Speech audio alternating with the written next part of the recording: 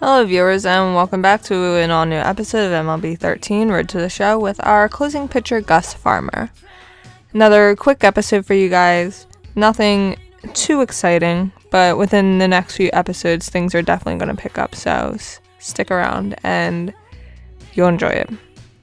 But for right now we're just trotting along, trying to get as much training points as possible and rack up those saves and hopefully make it to AAA. Probably not close to AAA yet. Have 1 week to go before our next advancement goal period comes to an end, so let's see how many saves we can get in the meantime.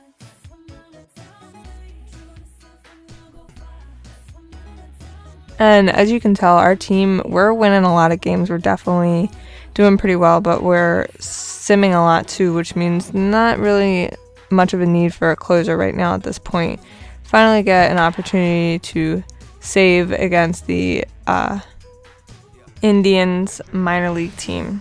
So we have pitched against them quite a few times and we've done very well each time, so hopefully this time isn't any different. First ball strike. I like to throw my fastballs inside on batters, either inside or low. When I'm trying to get a strikeout or just swing and miss, I will throw them high. And long fly ball, but it's okay because the left fielder gets there in time.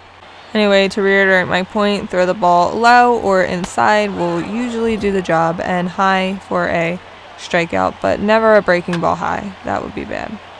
And here, another long fly ball, and center fielder doesn't make it, and ground rule double. So we give up our first extra base hit of our career. Don't remember another one. Pretty sure we haven't had another one. And here we have a pop-up behind the plate to end the game. Catcher did a really good job of getting back there. And yet another save. Not the player of the game, but it's probably okay since we gave up the double. But at least he didn't come around the score. So we're doing pretty well. 1 strikeout.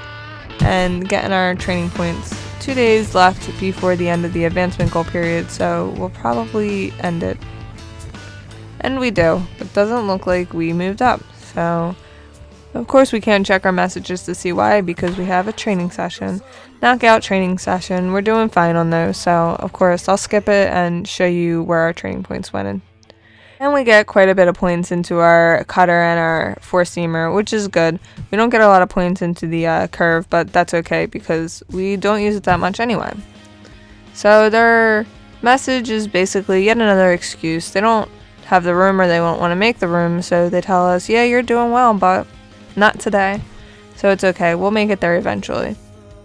And because if you were asked, I'm going to give you my personal opinion on where best to put the skill points, especially during these advancement goal periods where you got quite a bit of training points to distribute. So the first thing I always do is put the skill points into what the advancement goal says. So put it into base on ball per 9 and the K per 9 always first, and put it in the base on ball first because that also puts it into the K per 9, so we don't have to worry about running out of points or using points that we don't necessarily need.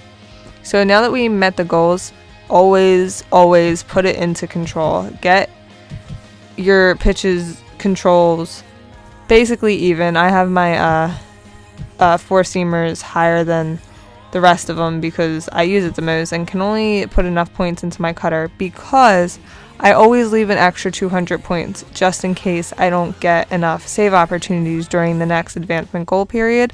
I don't want to fail my goals for the following goal period because I don't have enough points to distribute it into the goals that they're asking for. Now, usually what I would recommend is first control, then velocity, and then movement. Now, the reason for this is you want your control to be good because you don't want to be throwing balls down the middle of the plate and getting home runs hit off of you. Then once your control is good, you want your velocity good so that, again, you don't get home runs hit off of you. And then finally, movement because the strikeouts are always good. But first and foremost is always important that you're not giving up home runs. And then the hits per 9, you put them in when you can put them in. With closing pitchers, you don't really have as many training points, so you don't really have the opportunity to do so. Usually with hits per 9, if I notice giving up a lot of hits, that's when I'll put the put the points into the stat. But if my K per 9 and base on ball per 9 are much higher than my hits per 9, then I'll also put the skills into the stat. And also important to talk about, when we see our rating is most easily increased by the per 9 stats, the Ks and the hits and the walks per 9. So if you're trying to increase your rating, put points into them instead of into the individual pitches. However, if there aren't a lot of points in the individual pitches, then those stats are pretty much going to waste, because they're not going to be as effective as they could be if your pitches had adequate points put into them. And I can talk about that more in later episodes, but for right now, we can see that our saves, we are well behind Ashley, who has 8 more saves than us.